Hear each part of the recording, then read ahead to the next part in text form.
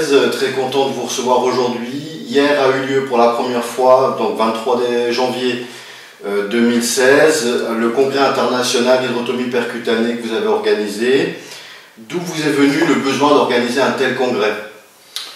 Cette première rencontre répondait à la demande de l'ensemble de nos participants qui ont souhaité une mise au point sur la pratique de l'hydrotomie percutanée. On souhaitait que les gens qui faisaient partie de notre association ne fassent pas de ce qu'on appelle de l'hydrotomie sauvage, c'est-à-dire seuls dans leur petit coin, mais de structurer et d'harmoniser l'exercice de l'hydrotomie percutanée pour tous les praticiens qui pratiquent, qui exercent cette méthode. Il est apparu très important d'établir une charte de qualité pour la sécurité du patient sur la technique d'hydrotomie percutanée et sur cet acte. Voilà. Quelles sont vos premières impressions sur ce premier congrès international sur l'hydrotomie percutanée? Les premiers retours peut-être déjà à froid directement ou à chaud? Alors j'étais agréablement surpris de voir qu'il y avait énormément de monde à ce congrès. Nombreux sont ceux qui s'intéressent maintenant à l'hydrotomie percutanée. Ce sont des praticiens pluridisciplinaires et ils viennent de tous les horizons, tous les bords, puisque l'eau, c'est le langage universel de la cellule, c'est le dénominateur commun au niveau tissulaire, au niveau des tissus humains sur le plan biologique. Donc il était extrêmement intéressant de voir tous ces gens qui ont montré énormément d'enthousiasme, qui pratiquent déjà, qui ont parlé à des amis, des connaissances professionnelles pour venir à ce congrès. Donc on ne pouvait plus mettre plus de personnes, on était complet. Et l'année prochaine, il faudra prévoir beaucoup plus grand. Mais vraiment, c'est un réel succès, c'est une pratique, vous savez, Pistor disait, lorsqu'il y a une pratique qui marche, elle découle d'elle-même, elle fera son chemin et rien ne l'arrêtera. Je crois que c'est le chemin actuel que prend l'hydrotomie percutanée. Quels sont les défis aujourd'hui de l'Association internationale d'hydrotomie percutanée? Alors, notre association a pour but d'abord l'enseignement de cette technique auprès des professionnels de santé de façon à ce qu'elle soit parfaitement harmonisée et codifiée, l'élaboration également d'une charte de qualité pour, comme on l'a dit, la sécurité du patient dans l'exercice et enfin l'établissement d'un réseau entre les médecins, les infirmières, dans la pratique des soins, notamment pour la prescription des actes d'hydrotomie percutanée. Le deuxième élément important, c'est la diffusion de cette technique auprès du grand public, son enseignement, donc on vient de le voir auprès des professionnels de santé, et sa reconnaissance sur le plan scientifique, sa validité par des mémoires, des thèses, des travaux scientifiques hospitalo-universitaires, de façon à faire reconnaître cette technique auprès des institutions, des conseils de l'ordre, des caisses de sécurité sociale, ce qui est extrêmement important pour l'évolution de cette technique. Voilà, à l'occasion de ce congrès, tous les participants qui ont été formés par vous ont signé une charte. Est-ce qu'on peut en savoir un peu plus sur cette charte qui a été signée lors de ce premier congrès? Alors cette charte va être publiée sur notre site internet en détail. Elle consiste essentiellement en la formation, la bonne formation du praticien qui sera référencé sur notre site. Donc l'exercice dans des conditions d'asepsie, une bonne installation de son cabinet médical, mais également le respect des protocoles enseignés. Il doit aussi informer le patient de cette technique Donc ça c'est très important, donc ça nous permet effectivement d'unifier en fin de compte la pratique et puis de ne pas éviter, comme on l'a dit au début, cette espèce de pratique d'hydrotomie sauvage. Voilà, tout à fait. Donc ça permet de codifier l'acte d'hydrotomie sur le plan technique. Lorsque quelqu'un est référencé sur la charte, forcément, il aura subi cette qualité de formation de façon à ce que les praticiens n'exercent pas dans leur coin, si j'ose dire, cette technique ou des mauvaises pratiques éventuellement. Oui, parce qu'elle nécessite de toute façon une véritable formation complète. C'est pas une technique... Ouais, voilà. Bien que tous ces gestes soient quand même simples, c'est une technique qui reste quand même assez facile à faire, mais elle nécessite quand même une formation de base et de l'asepsie rigoureuse avec bien sûr l'association des protocoles qui bénéficie d'une très large utilisation et d'un très grand recul dans mon expérience. Effectivement, donc ce qu'il en est ressorti, c'est qu'effectivement le geste technique est extrêmement simple, mais ce qui se passe d'une façon sous-jacente est quand même extrêmement technique. En fin de compte, quand on parle de microcirculation, quand on parle d'arthrose et tout ça, le concept est beaucoup plus large. Donc c'est bien important aussi que le praticien formé ait totalement conscience de ce qu'il fait exactement par ce geste. Voilà. La technique d'hydrotomie percutanée n'est pas simplement une injection d'eau sous la peau avec une petite aiguille. Elle fait appel à des connaissances scientifiques beaucoup plus larges qui agissent sur la microcirculation, qui peuvent vacciner les gens, qui peuvent régénérer des tissus qui sont lésés. Et donc, il est nécessaire de ne pas uniquement intégrer cette technique dans l'utilisation d'eau de mer notamment, on va en parler tout à l'heure, il y a des restrictions d'usage. L'eau de mer n'a pas l'autorisation de mise sur le marché pour être injectée, donc les praticiens ont appris la limite de leur exercice, ce qu'il faut faire, ce qu'il ne faut pas faire, et voir éventuellement des mauvaises pratiques qui ont été corrigées. À l'occasion de ce premier congrès, il y a plusieurs intervenants qui sont venus se présenter devant les participants. Quels sont-ils et quel est leur rôle, un petit peu, le rapport à l'Association internationale d'hydrotomie percutanée? Alors effectivement, nous avons eu la présentation très intéressante du docteur Beck-Angelrik Clément, qui est pharmacien à Toulon en France, qui a fait sa thèse sur le plasma de Quinton. Donc il a exposé l'eau de mer, son intérêt, mais il faut rappeler bien sûr que le plasma de Quinton malheureusement n'a pas encore l'AMM pour être injecté. Ensuite, le laboratoire Quinton était également présent et nous a fixé un petit peu leurs objectifs qui étaient très intéressants, à savoir c'est le but d'atteindre enfin du plasma de Quinton injectable. Ils y travaillent.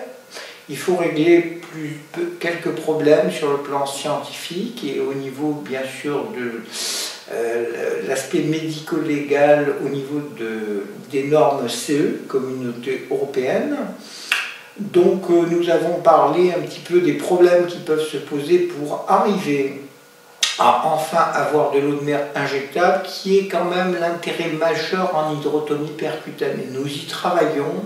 Donc actuellement, nous travaillons encore avec les solutions salines physiologiques avec AMM, mais nous souhaitons plus tard, très bientôt, nous l'a-t-on promis, avoir enfin du plasma de Quinton réhabilité pour de l'injection. Donc ça, c'est un des objectifs un peu de l'association internationale. Absolument, le laboratoire Quinton est notre partenaire dans ce domaine depuis près de 20 ans et nous revenons vers lui régulièrement pour savoir où en est l'injectable. Ouais, l'évolution. Il y avait également présent au congrès deux fabricants de pistolets d'injection ou de mésothérapie. Vous bossez avec eux, vous travaillez avec eux depuis quand même pas mal d'années, je crois. Alors, il y avait la représentante du laboratoire Médical Innovation qui commercialise le Pistor 4, qui est un pistolet injecteur électronique que j'utilise personnellement depuis près de 30 ans, d'une très grande fiabilité et d'un intérêt technique certain. C'est un pistolet qui permet au niveau des praticiens de sécuriser au niveau de l'asepsie et de codifier l'injection au niveau technique, au niveau de la quantité de produits injectés.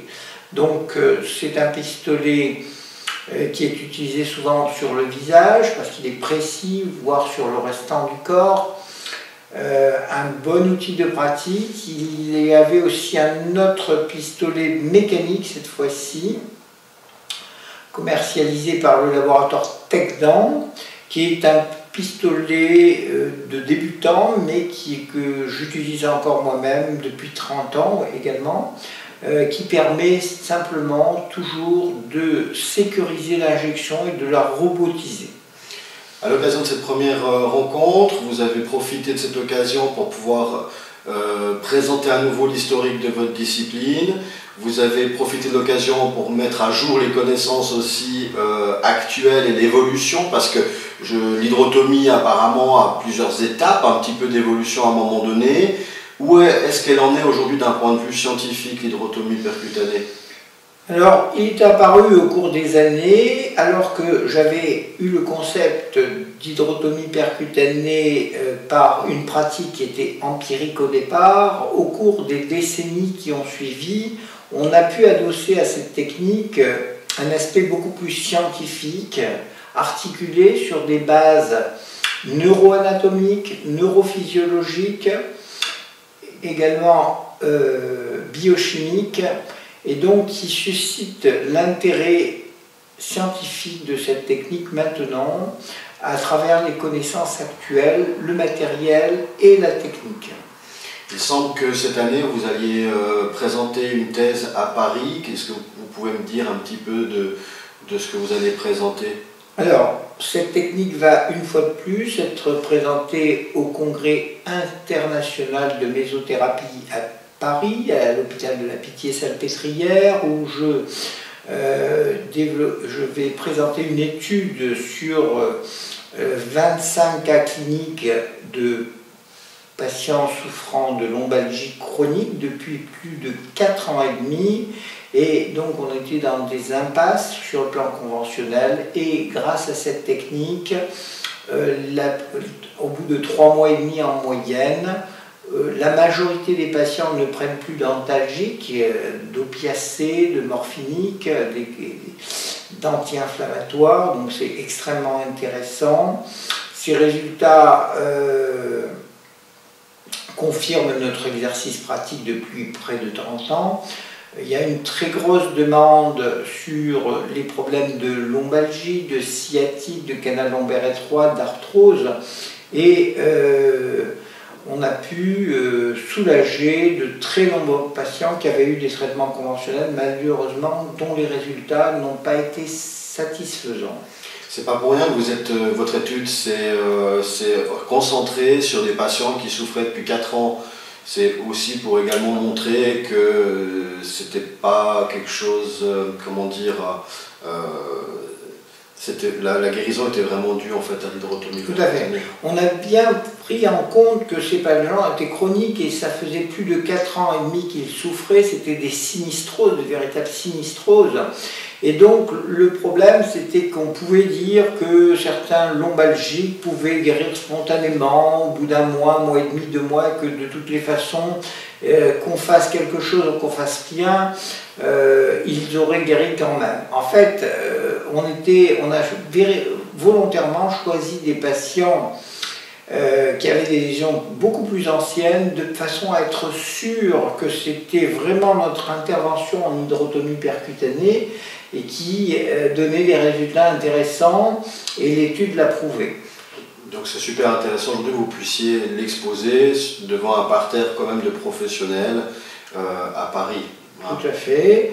Les professionnels de santé, et notamment donc les mésothérapeutes qui sont des injecteurs professionnels, médecins de base, eux sont particulièrement intéressés par l'intérêt des grandes dilutions, c'est-à-dire le pouvoir de l'eau qui achemine les médicaments au bon endroit, qui ventile et qui permet ce véritable wash-out, ce véritable lavage thérapeutique qui n'existe pas dans la mésothérapie conventionnelle. Justement, revenons-en. Quel est l'apport de l'hydrotomie percutanée à la mésothérapie? Quelles sont les limites? Quel est votre apport? On parlait de grande dilution avant. Quel est votre apport personnel à cette discipline? Alors, moi-même, donc, je suis mésothérapeute depuis plus de 30 ans, donc j'ai une grosse expérience dans les techniques d'ingestion, mais je me suis aperçu au cours des années de mon exercice que les petites gouttes à la surface de la peau n'avaient pas cette notion d'interface méso, c'est-à-dire de propagation lorsque l'on dilue énormément. Les principes actifs, les médicaments vont aller beaucoup plus loin, il y a cette notion d'interface en mésothérapie.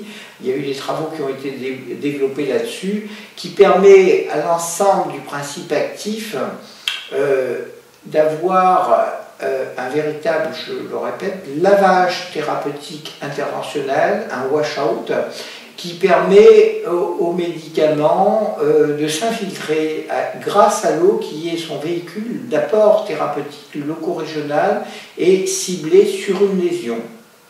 On parlait donc de grande dilution, mais également de micronutrition en fin de compte. Oui. Alors, il y a deux aspects dans la régénération tissulaire. Il y a l'aspect de l'eau, l'importance de l'eau qui est très mal connue encore en médecine, le pouvoir thérapeutique de l'eau, des lavages thérapeutiques cellulaires, compte tenu de l'importance pondérale, 70% des cellules sont constituées d'eau. Il était intéressant de faire ce entre guillemets, changer l'eau de l'aquarium cellulaire qui s'appelle le bain, le liquide interstitiel, mais également au niveau thérapeutique d'adjoindre également des produits qui servent à traiter la notion de terrain. J'insiste parce que la mésothérapie conventionnelle moderne actuellement traite souvent d'anti-inflammatoires, voire d'antalgiques, mais le fondateur qui était le docteur Michel Pistor nous avait appris à traiter le terrain, les leviers fondamentaux thérapeutiques que sont l'importance de l'eau, l'importance de la microcirculation, l'importance des fois de l'immunité loco-régionale dans les maladies inflammatoires chroniques et M. Dalloz-Bourguignon aussi nous avait introduit la notion aussi de détoxication cellulaire avec certains produits spécifiques qui permettent de détoxiquer la zone des métaux lourds et du calcium dans l'arthrose. Aujourd'hui, ça fait 35 ans que vous pratiquez cette discipline. Vous avez décidé de réduire votre pratique pour pouvoir vous donner à une autre vocation qui est celle de la transmission en fait, des connaissances, la propagation de cette technique. Qu'est-ce que vous pouvez nous dire là-dessus aujourd'hui? Alors c'est vrai que le premier sceptique sur cette technique, c'était moi-même d'abord. J'ai mis 10 à 15 ans à me convaincre que ça marchait. Donc j'ai fait des dizaines de milliers de séances jusqu'en 1990 où je me suis dit maintenant il y a trop de bons résultats, il faut que je commence à en parler autour de moi, que je diffuse cette technique, que j'en parle à mes confrères. Donc c'est là où j'ai pris contact avec le laboratoire Quinton à l'époque pour préciser l'intérêt de l'eau de mer injectable qui me paraissait particulièrement intéressant, et j'avais fait donc plusieurs conférences en Espagne, en France, en Suisse, en Italie, et beaucoup de gens donc, se sont intéressés à cette technique, ont publié, ont pratiqué, et ça a été un réel succès.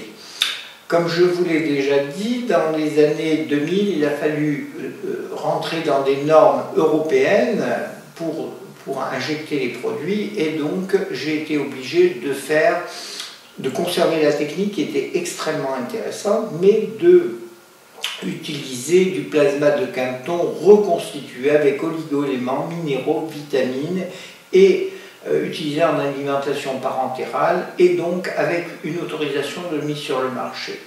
Actuellement,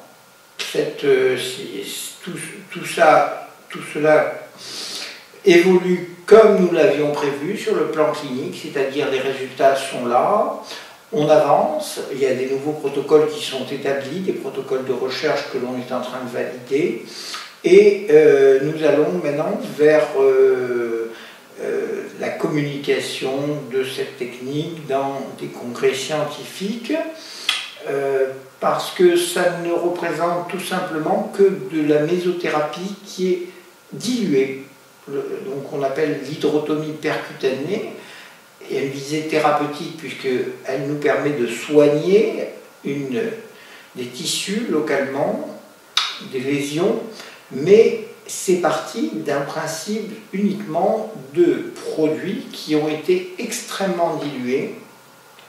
Et donc de ce fait, bien sûr, ce qui est important à dire, c'est qu'on n'a plus d'effets secondaires, on a pratiquement jamais d'effets secondaires si les protocoles sont bien établis, parce que le traitement reste local et il n'y a pas ce qu'on appelle une dose, seuil pharmacodépendant qui déclenche des effets secondaires sur le plan général. Donc on reste toujours au-dessous de la dose seuil pharmacodépendant qui sécurise l'acte totalement.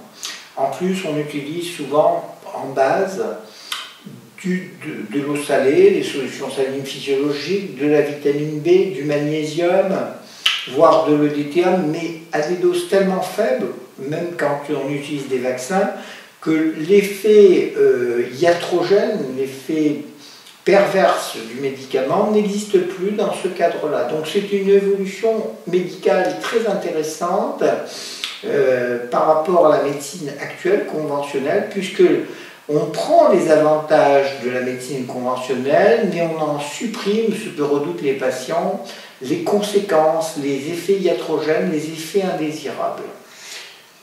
L'hydrotomie percutanée est une technique également à part entière, hein. Elle se pratique telle qu'elle, par des mésothérapeutes, mais également par des médecins généralistes et autres, hein, on est bien d'accord. Alors, bien sûr, les premiers à faire de l'injection locale et habilités avec un diplôme interuniversitaire sont les mésothérapeutes, qui sont des médecins mésothérapeutes, donc qui connaissent le problème de l'injection locale, les réactions physico-chimiques entre les produits et comment les associer. Donc c'est vraiment une formation hospitalo-universitaire qui dure 1 an à Paris, sur plusieurs stages et enseignements. Ensuite, bien sûr, tout médecin peut pratiquer de la mésothérapie, il y en a beaucoup, mais il le pratique un petit peu par expérience et habitude. Et ensuite, vous avez bien sûr, chez nous, en hydrotomie, une possibilité où nous avons des protocoles d'injection bien établis qui peuvent être effectués sous contrôle médical, bien sûr, après examen clinique et établissement du dossier du patient. On peut déléguer, si on n'a pas la structure pour pouvoir faire de l'hydrotomie, le médecin peut déléguer à une infirmière habilitée qui a été formée à cette technique, peut délivrer une ordonnance parce que c'est pas plus compliqué que de faire une injection intradermique, ce que les infirmières font des fois mieux que les médecins, voire des perfusions sous-cutanées. À la place, traditionnellement, on injecte avec une aiguille en sous-cutané. Là, à la place, il y en a 12. Qu'une infirmière fasse une piqûre ou 12 piqûres, pour elle, c'est pareil, si elle a été formée pour le faire. Et elle sait parfaitement lire les protocoles qui sont enseignés. Donc, on peut déléguer le pouvoir aux infirmières sous contrôle médical.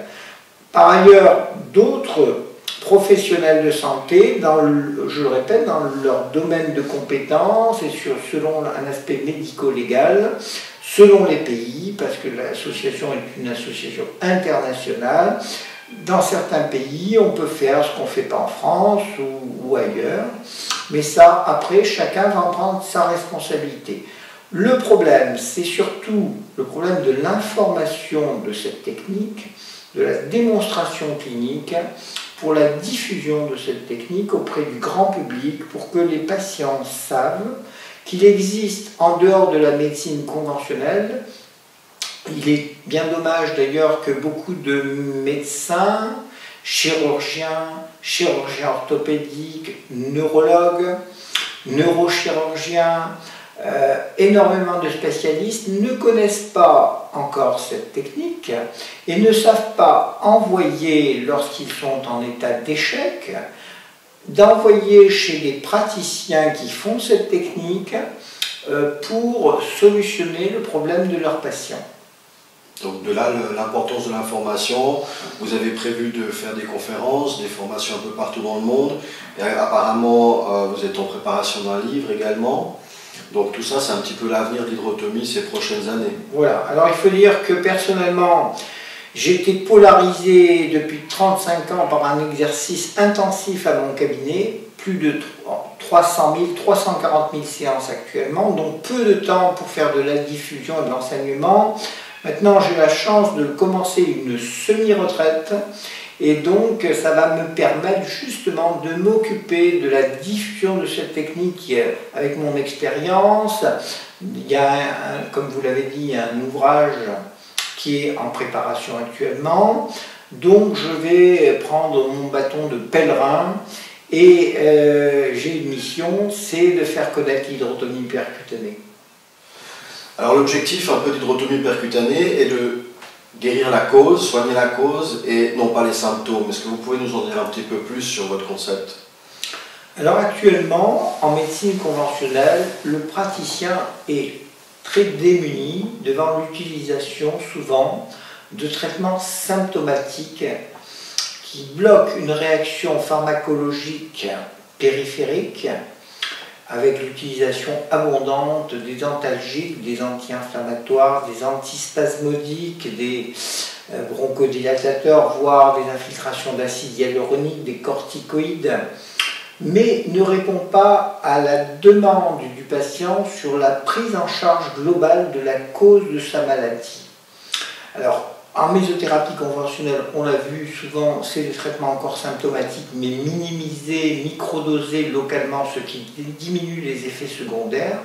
Mais le concept d'hydrotomie, ce n'est pas ça. C'est un traitement d'abord de terrain, où l'eau va être le premier agent thérapeutique à l'échelon cellulaire.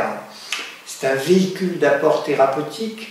Et donc, il va améliorer les échanges intercellulaires au niveau des membranes extracellulaires, de ce qu'on appelle aussi le bain cellulaire, l'aquarium, donc le liquide interstitiel.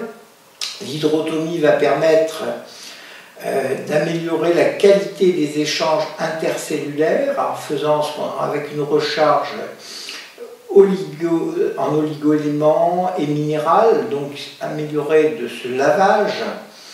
Donc c'est un traitement de terrain, on va y adjoindre bien sûr quelques petits médicaments, vitamine B, magnésium, détoxicants cellulaires qui sont très importants dans ce qu'on appelle l'homéostasie, c'est-à-dire l'équilibre cellulaire dans sa fonction, qui est régi par des constantes physico-chimiques très étroites qui caractérisent la vie cellulaire. Donc il est extrêmement important non pas de donner des traitements symptomatiques pour couper le mode réactionnel cellulaire que sont la douleur, l'inflammation, l'œdème, le spasme, mais au contraire d'aller dans le sens de l'organisme pour faire une auto-réparation.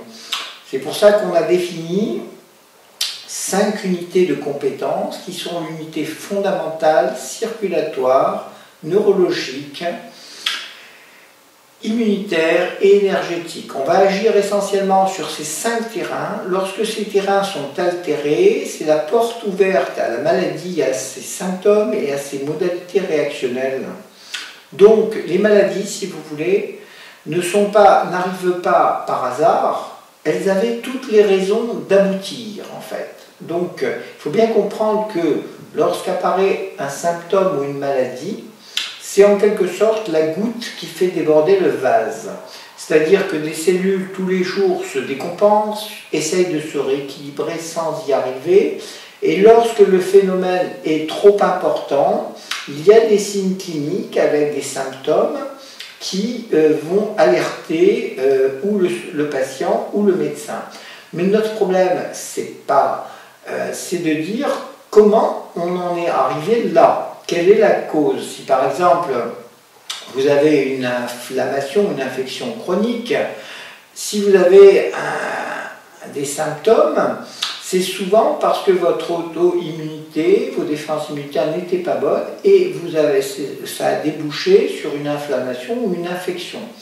L'arthrose, qui est par exemple un processus dégénératif, on a pas mal pendant des années, mais qu'est-ce qui se passe derrière toute cette arthrose? C'est qu'il y a des cellules qui se détruisent plus que celles qui se construisent, donc il y a une inversion du rapport balance construction-destruction qui commence à dégénérer de plus en plus. Vont s'organiser autour de tout ça des phénomènes microcirculatoires où les cellules en oxygène sont moins irriguées, moins oxygénées, et on va aboutir un jour à quelqu'un qui va venir à votre cabinet et qui va vous dire, voilà, docteur ou praticien de santé, j'ai mal, j'ai une douleur au genou, au dos, mais en fait, elle n'est pas arrivée par hasard, cette douleur. Elle est arrivée parce que c'est un cheminement, et le problème, c'est surtout pas de couper le symptôme, c'est de dire, s'il est en arrivé là, c'est qu'il y avait tout un processus en avant qui n'était pas décelable, et maintenant je vais aider l'organisme en lui apportant cette eau d'abord, ces minéraux, ces oligo-éléments, ces vitamines, à s'auto-réparer, et c'est des fois un petit peu plus long, certes, mais le résultat est permanent et définitif, et beaucoup plus intéressant, parce que les patients se sentent de plus en plus mal tous les jours à prendre un produit chimique qui est extérieur à leur organisme. Et vous savez, lorsque vous prenez un produit chimique, l'organisme a un réflexe, c'est tout de suite, il doit en prendre l'information, donc c'est chimique, et deuxièmement, c'est de l'éliminer. Parce que si on gardait tous les produits chimiques qu'on absorbait, on serait mort, le corps est un filtre, et on serait mort depuis longtemps. Donc l'importance, c'est d'éviter des produits chimiques qui ne sont pas le message habituel de l'organisme. L'organisme, les tissus reconnaissent les siens, c'est-à-dire l'eau, les sels minéraux, les vitamines, le silicium organique, les stimulations immunitaires, améliorer la vascularisation, ce qu'on appelle la microcirculation loco-régionale, mais l'organisme ne reconnaît pas des produits qui ont une molécule chimique de 1 mètre et qu'on veut vous faire absorber. Il n'a qu'une façon de se comporter, c'est très vite capter l'information, très vite la rejeter et l'éliminer par les voies excrétrices ou par les sécrétions. Donc, l'hydrotomie, c'est un traitement de terrain de base, fondamental. C'est une auto-réparation, c'est-à-dire qu'il faut attendre. Des fois, vous avez des patients qui se plaignent parce qu'ils ont toujours mal au bout d'un mois. Eh bien oui, si vous avez mal depuis 15 ans, vous ne serez peut-être pas guéri en 1 mois, mais peut-être en 2, en 3, voire en 6. Mais quand vous serez guéri par l'hydrotomie. Ce qui n'est pas du tout pareil lorsque vous prenez un anti-inflammatoire, lorsque vous l'absorbez, vous allez être amélioré pendant 2-3 jours, mais dès que votre organisme aura éliminé, eh ben c'est retour à la caisse départ, et vous avez à nouveau votre problème qui n'est pas résolu. En fait, vous avez repoussé le problème sans l'avoir réglé. Vous avez masqué les symptômes, et ce n'est pas le concept de l'hydrotomie. Il y a des axes de traitement qu'il faut respecter avec des codes, des prescriptions, des protocoles, et c'est comme ça qu'on avance. Alors on va sûrement s'améliorer parce que pour le moment, on a des protocoles qui tournent avec 10 produits de base, mais qui sont des produits essentiels, qui sont l'eau, les minéraux, les oligo-éléments, le magnésium, les détoxicants cellulaires, certains vaccins, donc microdosés. Même si nous, on utilise parfois des produits allopathiques, ils sont tellement dilués et à petite dose, c'est le principe de la mésothérapie, l'organisme n'est pas en surcharge pour les éliminer. Actuellement, le problème de la pharmacologie actuelle, c'est que tous les médicaments sont toujours trop forts. Quand vous faites un vaccin, vous prenez une piqûre, vous l'injectez à un point donné et le vaccin dissémine, bon ou pas bon, dans les tissus et dans l'organisme entier. Lorsque vous absorbez à la maison un médicament par voie générale, et ben vous le prenez et il a une demi-vie et pendant 12 heures, 24 heures, 48 heures, il est dans votre corps, il tourne et l'organisme dit peut-être non, mais il doit s'en tirer en l'éliminant par les reins, par au niveau fécal, par toutes ces voies d'élimination. Et non, en hydrotomie c'est totalement différent, le concept évolue. La médecine locale, oui, très diluée, avec des produits de base essentiels, c'est-à-dire de fonctionnement cellulaire, l'importance du sodium, du potassium, du cobalt, du manganèse, du zinc. Et là, ce sont des minéraux, des ions métalliques que le corps reconnaît. Et ça permet de fonctionner, c'est-à-dire à tous les éléments. Au niveau des mécanismes biochimiques, le corps reconnaît les siens et travaille avec pour faire son travail. C'est un petit peu comme si vous entreteniez un moteur tous les jours, vous mettez au niveau cellulaire tout ce qu'il faut pour que tous les engrenages huilent bien. Et si vous avez eu, donc je reviens sur un symptôme, le symptôme c'est parce que l'organisme est dépassé, n'a pas pu compenser, et c'est le phénomène également du vieillissement. Je vous remercie infiniment pour votre temps que vous nous avez consacré. On se dit rendez-vous l'année prochaine pour le 2e congrès, et merci pour tout ce que vous apportez à vos patients et à nous professionnels. Avec plaisir, merci beaucoup.